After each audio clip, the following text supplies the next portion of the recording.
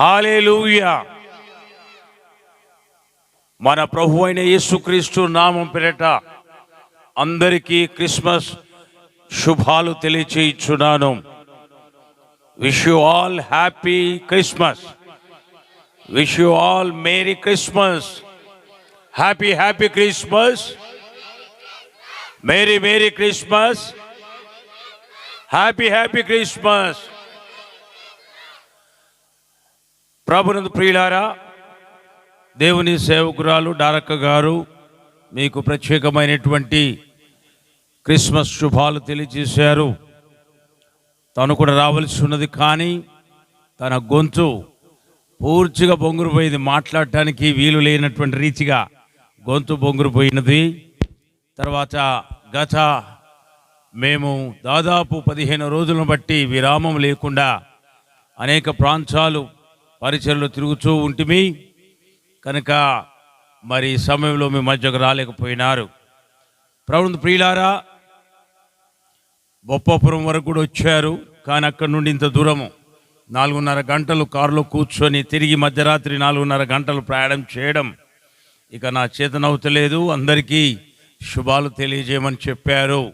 మీ అందరికీ కూడా స్థానిక మరి సిద్దిపేట సంఘము నుండి, మన సహవాసము నుండి, మరియు దేవుని సేవకుని కుటుంబము నుండి మీ అందరికీ కూడా క్రిస్మస్ శుభాకాంక్షలు తెలియజేస్తున్నాను. మరొకసారి ప్రవేశనము స్తోత్రం. హల్లెలూయా. ఎవరు హల్లెలూయా సగమే చెప్తున్నారు, కానీ ఆ పాటలు పాడినంతసేపు హుషారుగా ఉన్నారు, డ్యాన్సులు చేసినంతసేపు హుషారుగా ఉన్నారు, వాక్యం అనేసరికల్లా నీరసంగా కూర్చున్నారు. లేదండి, 2 చేతులు పైకెత్తుదాం. 2 చేతులు పైకెత్తాలి. 2 చేతులు పైకెత్తని దించమని చెప్పలేదు. 2 చేతులు పైకెత్తి హుషారుగా సర్వోన్నతమైన స్థలంలో దేవునికి మహిమయు ఆయనకిష్టులైన మనుషులకు భూమి మీద సమాధానము కలుగునుగా, కానీ దేవునికి స్తోత్రము చేయిచుండెను. అందరం ఆమేన్ చెప్తాం. ఆమేన్, ఆమేన్. ఈయన నా ప్రియ కుమారుడు, ఈయన యందు నేను ఆనందించుచున్నాను. ఈయన మాట వినుడి. చేతులు ఎందుకు దించు? పైకెత్తండి. నేను చేతులు దించమని చెప్పలే. ఈయన నా ప్రియ కుమారుడు, ఈయన యందు నేను ఆనందించుచున్నాను, ఈయన మాట వినుడి అని పరలోక సైన్య సమూహము యేసు ప్రభు వారిని గురించి సాక్ష్యం ఇచ్చారు. అందరం ఆమేన్ చెప్తాం. ఆమేన్, ఆమేన్. ఆది యందు వాక్యము ఉండెను, వాక్యము దేవుని యొద్ద ఉండెను, వాక్యమే వాక్యమే వాక్యమే. కనుక ఆ వాక్యమును మనం వినబోతున్నాం. అందరం కూడా చేతులు దించండి. ఇప్పుడు మీరు రెస్పాండ్ అవ్వకపోతే మీ డ్యాన్సులు, తక్కిన పాటలు, ప్రైజ్ డిస్ట్రిబ్యూషను, కేకు కట్టింగు ఇంకా 3 గంటలు లేట్ అవుతుంది. ఒకవేళ మీరు కరెక్ట్గా రెస్పాండ్ అయితే వెంటనే నేను ప్రవేశనామకు స్తోత్రం అనగానే 2 చేతులు పైకెత్తి స్తోత్రం హల్లెలూయా చెప్తేనే తొందరగా ప్రసంగం ముగిస్తా. అర్థమవుతుందా? లేదంటే మాత్రం ఇక అన్ని పెండింగే పోతూనే ఉంటుంది. ప్రసంగం రాత్రి అంతా చెప్తూనే ఉంటా. కనుక మీరు ఎంత హుషారుగా ఉండి రెస్పాండ్ అయితే అంత త్వరగా మనము ముందుకు వెళుదాం. ప్రవేశనకు స్తోత్రం. చూడండి, సగం మంది కింద కూర్చున్న ఎత్తలే అసలు. ఆ వెనకాల కుర్చీల మీద కూర్చున్న వాళ్ళు హుషారుగా ఉన్నారు, వారు బాగా పైకి ఎత్తారు. ప్రవేశనకు స్తోత్రం, ప్రవేశనకు స్తోత్రం. దేవుని వాక్యమును చదువుకుందాం. పరిశుద్ధ గ్రంథములో నుండి క్రొత్త నిబంధన గ్రంథములో లూకా సువార్త 2వ అధ్యాయము 10వ వచనము 11వ వచనము చదువుకుందాం. లూకా సువార్త 2వ అధ్యాయం 10వ వచనము 11వ వచనము చదువుకుందాం. అందరు కూడా తెరవండి. అందరినీ తెరవనియండి. బైబిల్ తెరవండి, సెల్ ఫోన్లు తెరవండి. మీరు ఊరికే కూర్చుంటే కాదు, వాక్యమే దేవుడు. వాక్యము చూడండి. అందరు కూడా ఇదిగో వాక్యాన్ని చదువుతున్నప్పుడు అందరూ వినాలి. తమ్ముడు చదవండి నాన్న. ఆ దూత భయపడకుడి, ఇదిగో ప్రజలందరికీ కలగబోవు మహా సంతోషకరమైన సువర్తమానము నేను మీకు తెలియచేయుచున్నాను. నా దావీదు పట్టణమునందు నేడు రక్షకుడు మీ కొరకు పుట్టి ఉన్నాడు, ఈయన ప్రభువైన క్రీస్తు. చాలు, చిన్న ప్రార్థన చేసుకుందాం. ప్రభువా, మీ నామమునకు స్తుతులు స్తోత్రాలు. తండ్రి, వాక్యము కొరకై ప్రార్థించాం. ఇప్పుడు చదివిన వాక్యమును విరిచి పంచివమని ప్రార్థిస్తున్నాం. ప్రభువా, మీరే నాతో మాతో మాట్లాడమని మరొకసారి మనవి చేస్తున్నాం. క్రిస్మస్ సందేశం మీరు మాకు దయచేయమని యేసు నామములో ప్రార్థిస్తున్నాము తండ్రి, ఆమేన్. ఎవరు చెప్పలే ఆమేన్ అని? అయిపోయింది. నేను అంటున్నా, మీరు రెస్పాండ్ లేట్ ఉన్నది, చాలా లేట్. ప్రవేశముకు స్తోత్రం, ప్రవేశముకు స్తోత్రం. ప్రభునందు ప్రియులారా, వాక్యం ఇలాగూ సెలవిచ్చుచున్నది, దేవుని దూత ఇలాగూ మాట్లాడుచున్నది. మనము సెమీ క్రిస్మస్ ఏ తారీఖు జరుపుకున్నాం? ఇక్కడ 7వ తారీఖు నాడు నేను ఇదే గ్రౌండ్లో దేవుని వాక్యం చెప్పాను. ఎవరైనా 2-3 గుర్తులు చెప్తారా, పాయింట్లు చెప్తారా నేనేం చెప్పానో? పుస్తకం చూడకండి, డైరీలు తెరవకండి, నా వైపు చూడండి. ఏమండి, నాతో మాట్లాడండి. నేను 7వ తారీఖు రాత్రి ఇదే గ్రౌండ్లో సెమీ క్రిస్మస్ ప్రార్థన కూడికలో మాట్లాడాను. యవనస్తులు ఎవరు మాట్లాడతలేరు.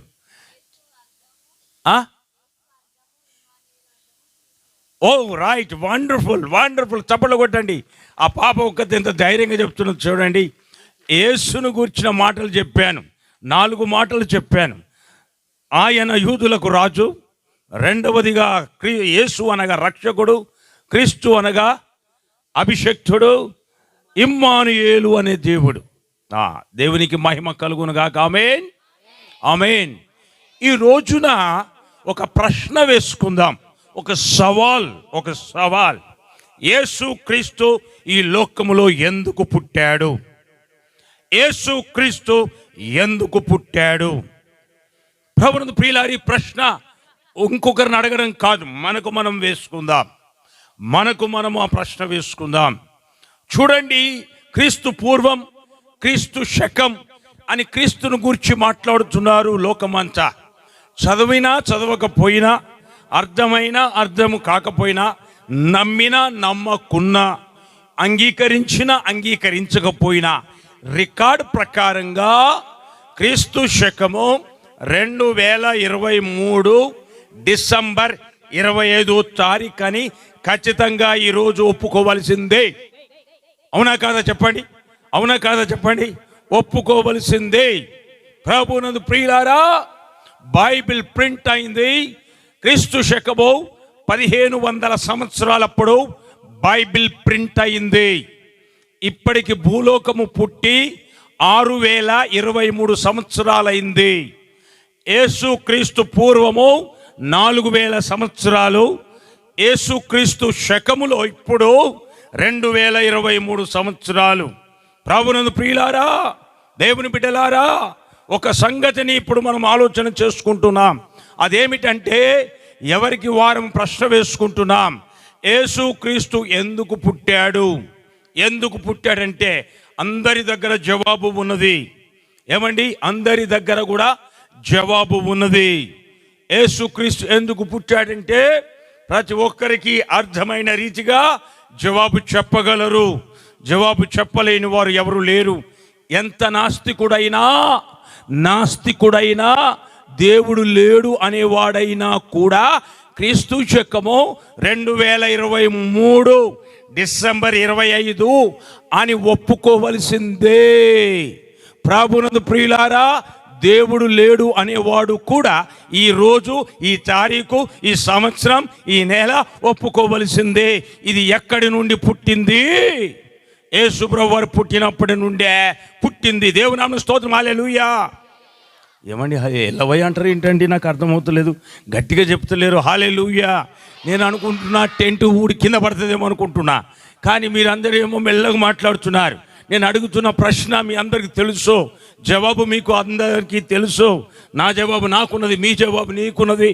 ఇదిగో, కానీ ఒక ప్రశ్న ఏమిటి అంటే, దేవుడు లేడనే వాడు ఎవడైనా అంటే కూడా వాళ్ళు కూడా ఒప్పుకోవాలి. ఏమని ఒప్పుకోవాలి? తారీఖు వెయ్యాలా. తారీఖు వెయ్యకుండా అప్పు కాగితం పుట్టదు. తారీఖు లేకుండా రిజిస్ట్రేషన్ చెల్లదు. ప్రభునందు ప్రియులారా, పెళ్లి కార్డుల తారీఖు రాయకపోతే ఆ తారీఖు పెళ్లి లేదు, ఉత్త పెళ్లి కార్డు అంటారు. ప్రభునందు ప్రియులారా, ఎవరైనా సరే యేసుక్రీస్తు పుట్టి ఈరోజు ఇదిగో 12వ నెల 2023 సంవత్సరం 25 రోజు అని ఒప్పుకోవలసిందే. పరిశుద్ధాత్మ దేవునికి చప్పట్లు కొడదాం మనమందరం కూడా. యేసుక్రీస్తు పరిశుద్ధాత్మ దేవుడు, తండ్రి అయిన దేవుడు, గట్టిగా చప్పట్లు కొట్టాలా. కుమారుడైన యేసు, పరిశుద్ధాత్ముడైన యేసు ప్రభు నందు ప్రియులారా, ఇక ఒప్పుకొనకపోతే ఆయనది చెల్లదు, ఆయన చెల్లడు, వారు చెల్లరు, వారు రాసింది కూడా చెల్లదు. కానీ వాక్యము చెబుతున్నది, ప్రభునందు ప్రియులారా, యేసుక్రీస్తు ఎందుకు పుట్టాడు? ఆయనకేమి పని పాట లేదా? ప్రభునందు ప్రియులారా, భూలోకములో మానవులందరూ కూడా యేసుక్రీస్తు రూపంలోనే పుట్టారు, దేవుని రూపంలోనే మానవులు పుట్టారు. దేవుడు రాక్షస అయితే మనమందరము రాక్షసి రూపంలో పుట్టేటోళ్ళము. అర్థమవుతుందా?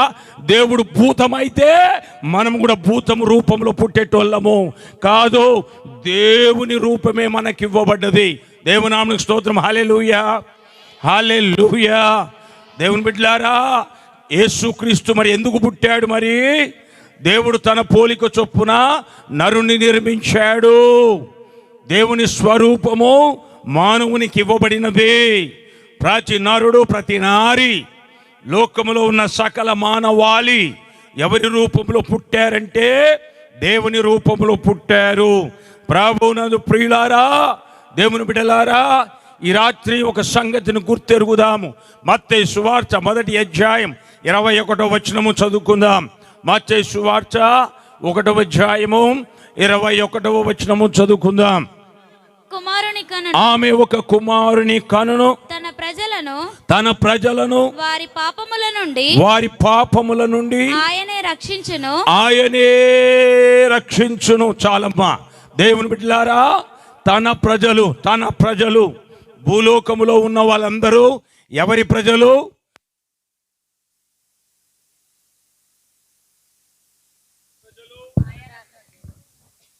భూలోకంలో ఉన్న వాళ్ళందరూ ఎవరి ప్రజలు?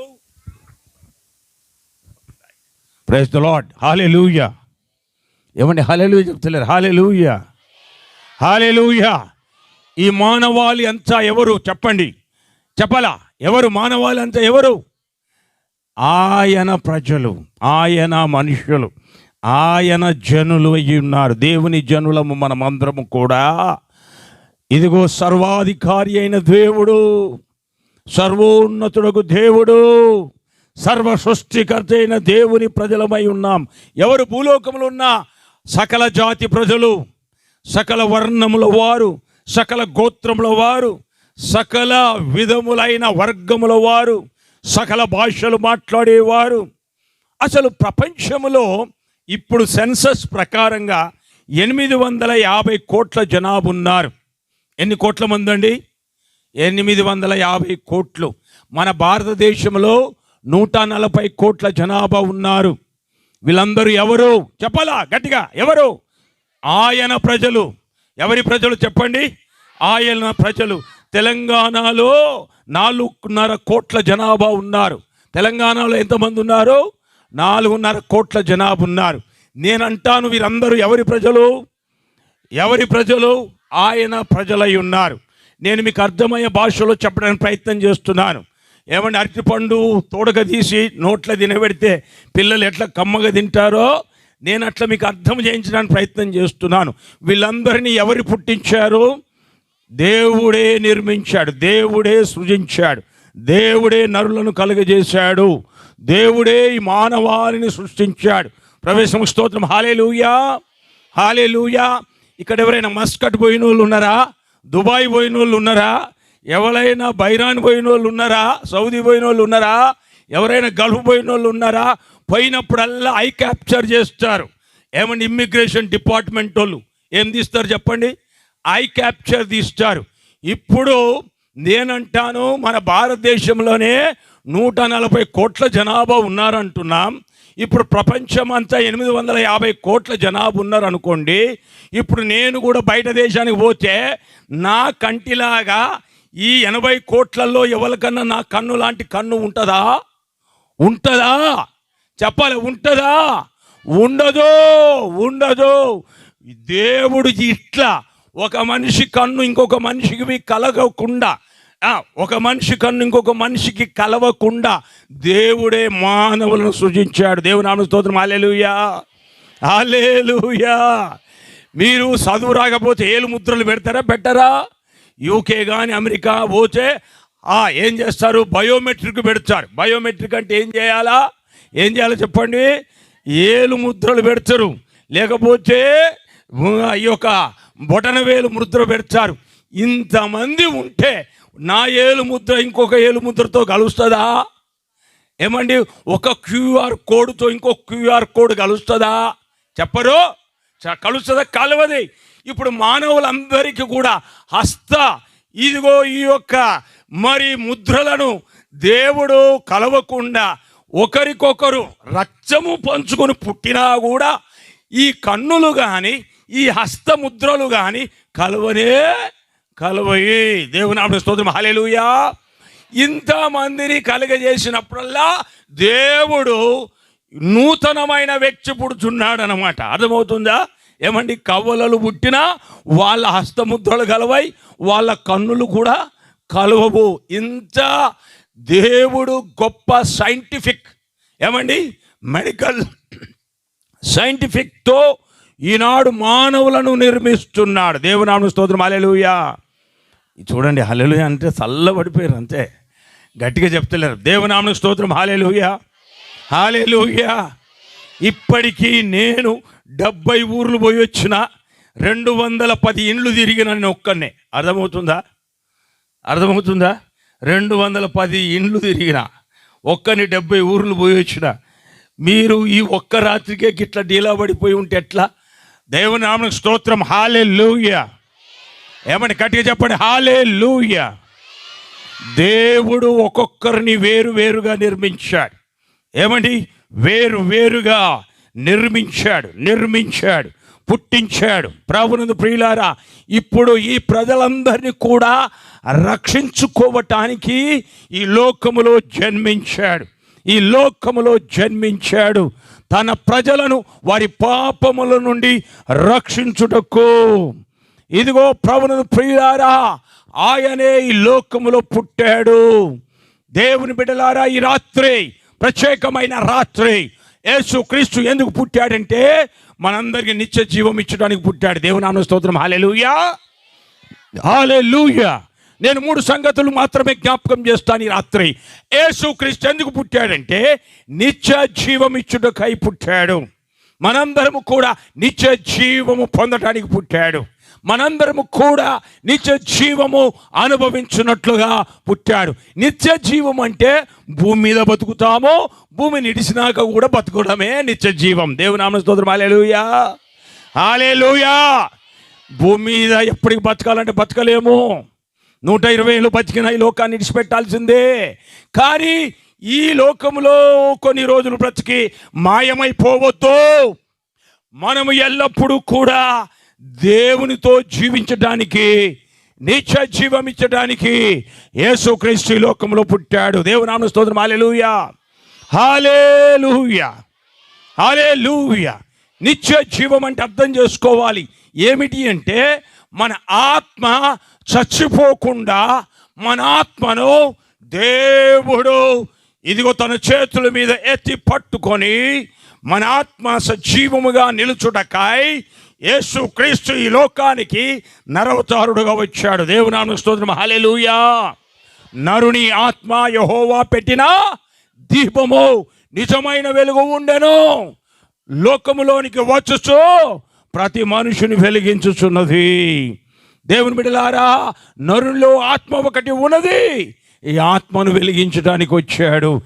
ఎవరి ఆత్మ వెలిగింపబడితే వారు నిత్య జీవము పొందుతున్నారు. దేవుని నామమున స్తోత్రం. హల్లెలూయా. ఏమండి, గట్టిగా చెప్తాం, హల్లెలూయా, హల్లెలూయా. రక్షించబడి బాప్తిసం పొందిన వారందరూ కూడా నిత్య జీవమునకు వారసులై ఉన్నారు. హల్లెలూయా, హల్లెలూయా.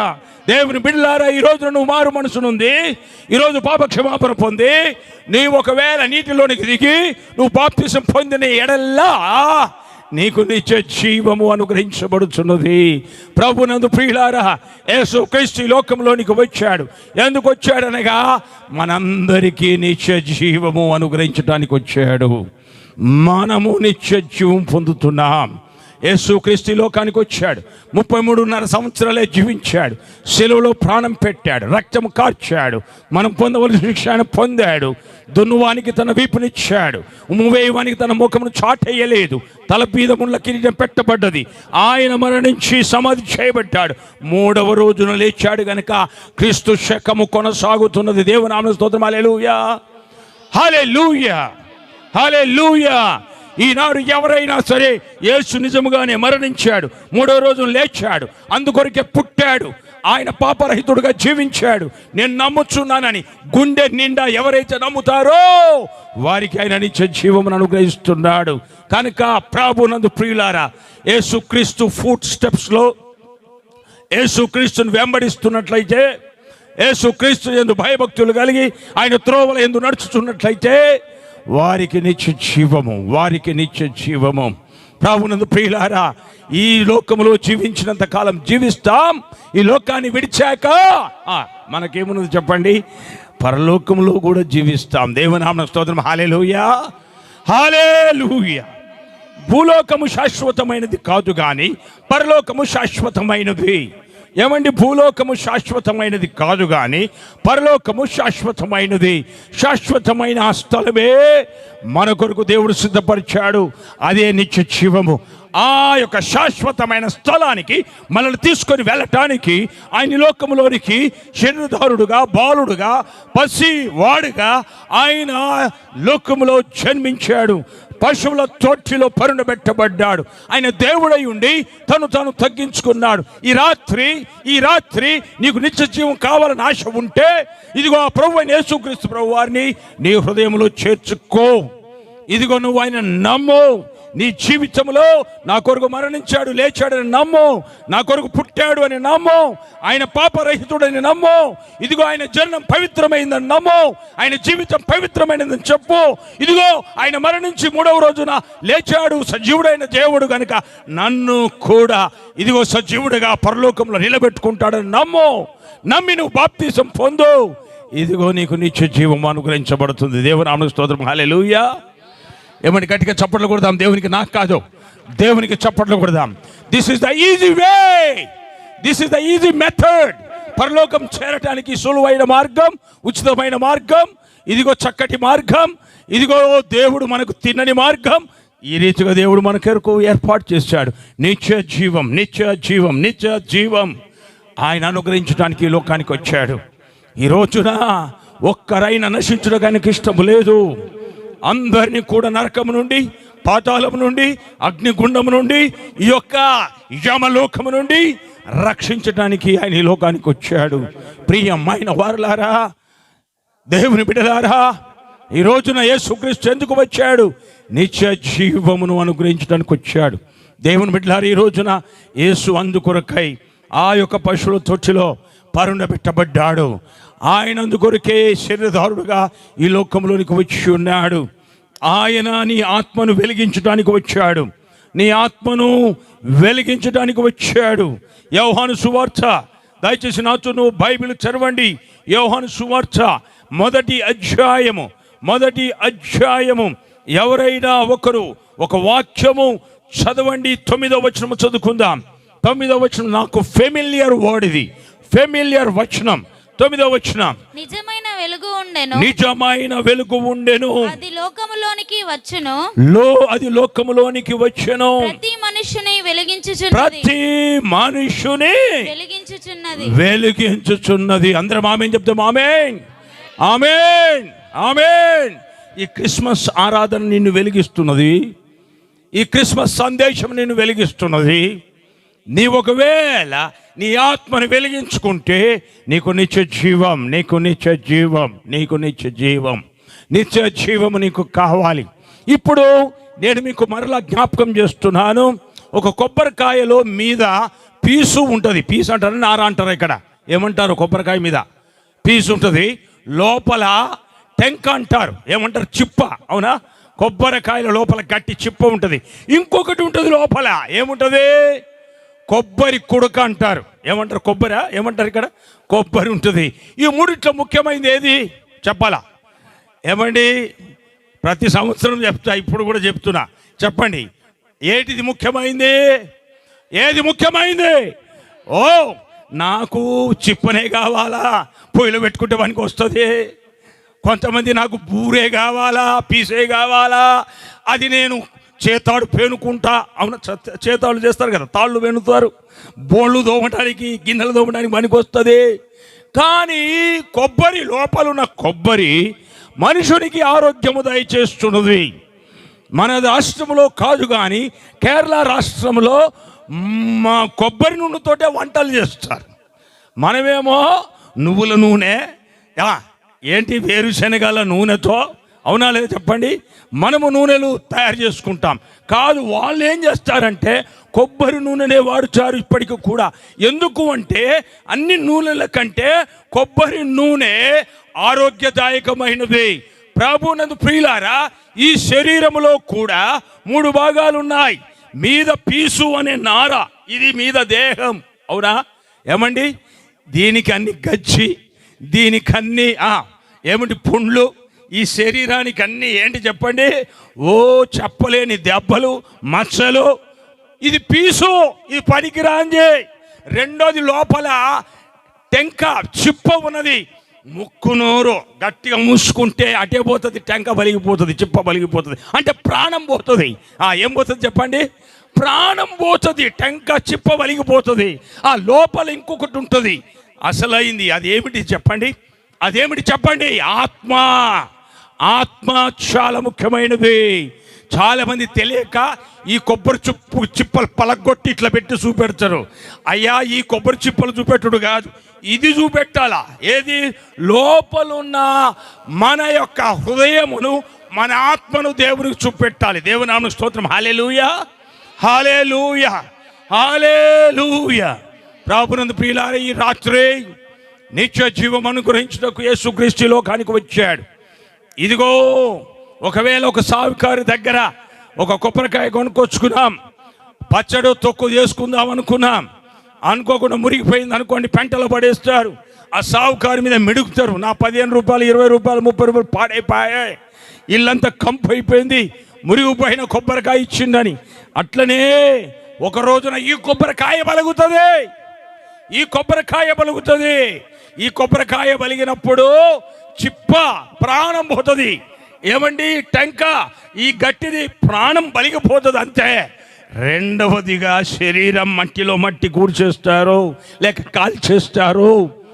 మూడవది, దేవుడు మనలో ఆత్మ పెట్టాడు. అది ఒకవేళ మురిగిపోయిన స్థితిలో ఉంటే, ఇంట్లో మురిగిపోయిన కొబ్బరికాయని ఎందులో పడేస్తారు? పెంటలో పడేస్తారు. అట్లనే దేవుడు కూడా ఈ ఆత్మ అనే కుడుక, ఆత్మ అనే కొబ్బరి మురిగిపోయి ఉంటే నరకములో పడేస్తాడు. ప్రభునందు ప్రియులారా, ఈ రాత్రి ఈ యొక్క ఆత్మకు నిత్య జీవమును అనుగ్రహిస్తున్నాడు. దేవుని నామమునకు స్తోత్రం. హల్లెలూయా, హల్లెలూయా. ఈ ఆత్మ దేవునికి కావాలి. దేవుడు ప్రతి వారిలో తన ఆత్మను పెట్టాడు. ఈ ఆత్మ తనకు కావాలి. ఇదిగో, ఈ ఆత్మను రక్షించడానికి యేసుక్రీస్తు లోకానికి వచ్చాడు. ఈ ఆత్మని దీపాన్ని వెలిగించడానికి వచ్చాడు. ఈ రోజున నీ ఆత్మ సంగతి నువ్వు ఎప్పుడైనా ఆలోచన చేసావా? ఎప్పుడు ఏమి తిందుమా, ఏమి త్రాగుదుమా, ఏమి ధరించుదుమా, ఏమి సంపాదించుదుమా? మన కడుపే మన దేవుడు. చాలాసార్లు మన సొంత కార్యాలే చూసుకుంటుంటాం, కానీ మన ఆత్మ సంగతి ఎప్పుడు ఆలోచన చేయము. మన ఆత్మను కూర్చిన ఆలోచన ఎప్పుడు పట్టించుకోము. కానీ రాత్రి నీ ఆత్మకు నిత్య జీవం కావాలి. నీ జీవితంలో ప్రాణం ఉండగానే నీ ఆత్మకు నిత్య జీవము సంపాదించుకొనుట అవసరము. ప్రభునందు ప్రియులారా, దేవుని వాక్యములో మనం చూసినట్లయితే, ఇదిగో అయ్యలారా, నేను నిత్య జీవం పొందుటకు నేనేం చేయాలి? ఒక రాత్రి ఒక శతాధిపతి యేసు ప్రభు దగ్గరకు వచ్చి, ఓ బోధకుడా, నిత్య జీవం పొందుటకు నేనేం చేయాలి?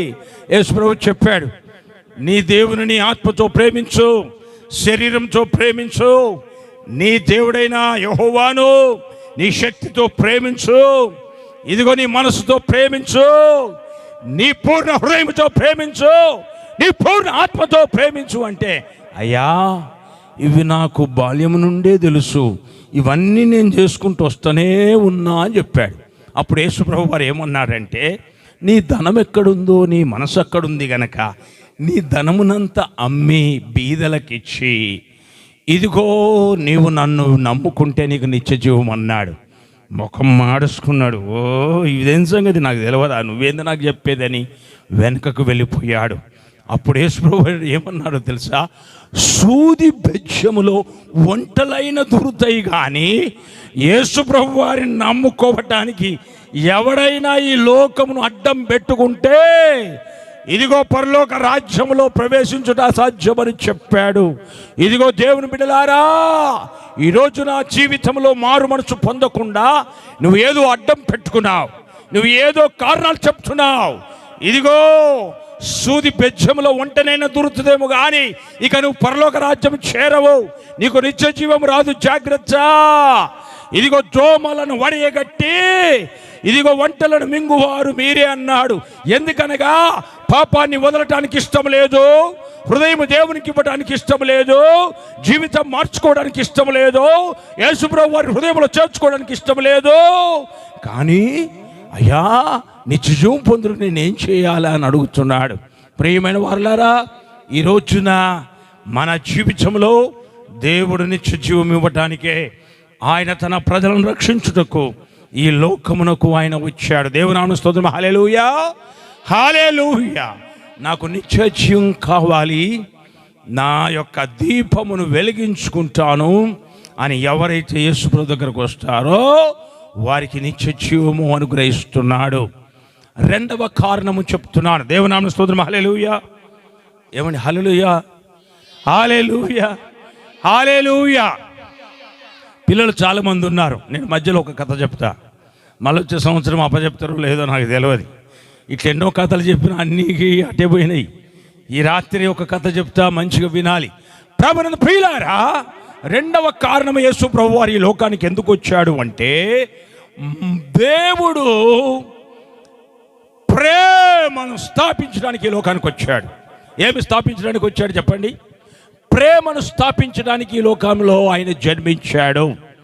ప్రేమను స్థాపించుటకు భూలోకమంతా చెడిపోయినది, భూలోకమంతా పాపముతోనున్నది. ఇదిగో అక్రమం విస్తరించుట చేత ప్రేమ చల్లారిపోతున్నది.